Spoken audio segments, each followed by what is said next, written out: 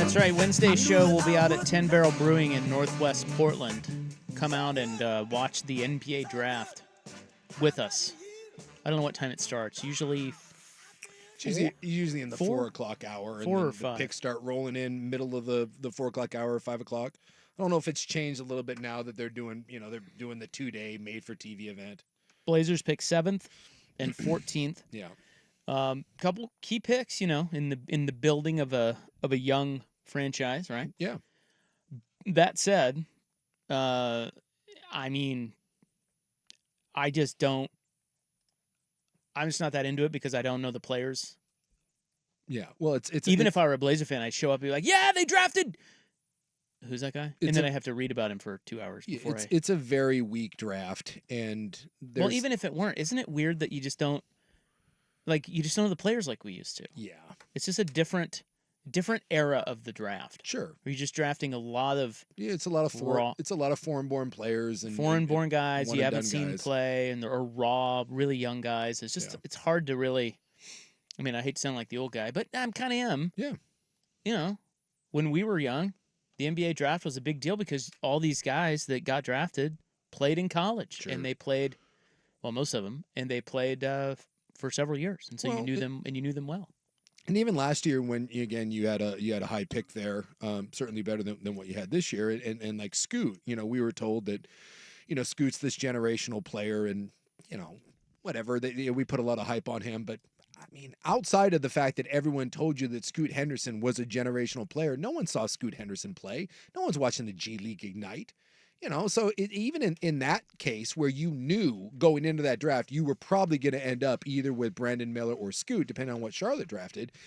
It was still largely like, I don't know, here's a guy, here's some highlights. We compare him to Russell Westbrook, and away you go. But like at least in this year's draft, guys like Edey and Klingon that have both been linked to Portland, those are two guys that you've seen play, for some for years and years, and you've seen play and win championships. So at least there's that. I mean, is there a guy that if the Blazers draft him, the fans will be like over the moon about? I don't think so. I mean, I think if you were to see one of the French guys, and it's not going to happen. Like it's just not. Why? Like if Sarr or Ricochet fell. I think so. Those guys are higher than those 7? guys are higher than 7. There's some talk that Portland could move up. I mean, I read one just the other day saying that they're in love with Klingon, the center out of. No, I've seen him. The center out of UConn, and that he's not going to be there at 7, but Portland would be willing to trade up to 4 to get him. So you're probably not going to get. You're not moving all the way up to the top 3 to get one of the guys that I think that Portland would actually get excited about. I'm not certain that even if Klingon is there at 7, that he necessarily excites you. To answer your question, like for guys like Danny, yes, there are players. Well, who does he want? If Cody Williams is there, the combo wing out of Colorado, if he's there at 7 and they drafted him, I think some diehard Blazer guys would be very excited because of the upside. You're taking swings, and that's kind of my thing. I don't care about position. I could care less if you even drafted another guard. If you're drafting at 7 in this draft, please just take the guy that you think maybe with a year or 2 under his belt could become something great. I don't want Klingon. I don't want Zach Edey. I don't want someone you think we can be a solid starter or role player. Because I think unless you have difference makers, none of that other stuff matters. And I don't think you have difference makers. So I think there are guys that some diehards would get excited about, but the general fan, no. I think when 7 and 14 or whatever combination they end up drafting due to trades, I think when Wednesday night rolls around, I think it's largely going to be a lot of, I guess, kind of wait and see and cross our fingers. Yeah, and then all I'm saying is that to me takes some of the fun out of the draft. Sure.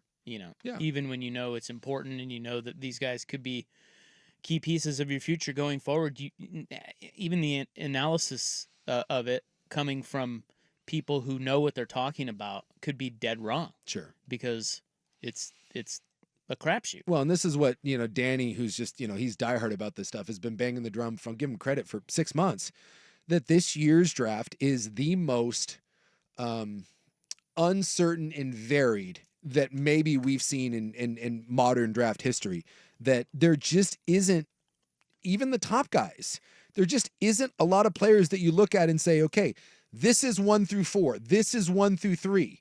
You know, this is there's guys that are going to be there at 7 for Portland that some people think are a top, 6 or 7 player, and other people think are the 14th or 15th best player, which is why this is going to be weird. You could see a player go, and half the analysts are going to be like, dude, what is this? And the other half are going to be like, that's a steal there. It's just one of those weird, funky drafts. And I think it's going to lead to, you're going to get a lot of hot takes. and every year on the draft, you get the hot takes, and no one has seen half of these players play, especially any of the foreign-born ones. But I think this year especially, there's going to be a lot of armchair quarterbacking without a whole lot of, with a substance behind it. Well, then I'll fit right in. Yeah, I think so. Tune in Wednesday, 3 to 7. I'll give you all sorts of hot takes about things I don't know about. Yeah. I'm gonna go to that lake. I mean, I have seen mocks now. There was a big one today. I forget who had it. I saw it on NBA Draft Central. That their report was that the Blazers are targeting Zach Edey at 7. They love that they're determined. Now, wait a minute. That's our next topic. You're spilling the beans, man. Let's come back and talk about that. I was surprised by that because that's the one guy. Yeah. Well, one of the few guys I've actually seen. Yeah.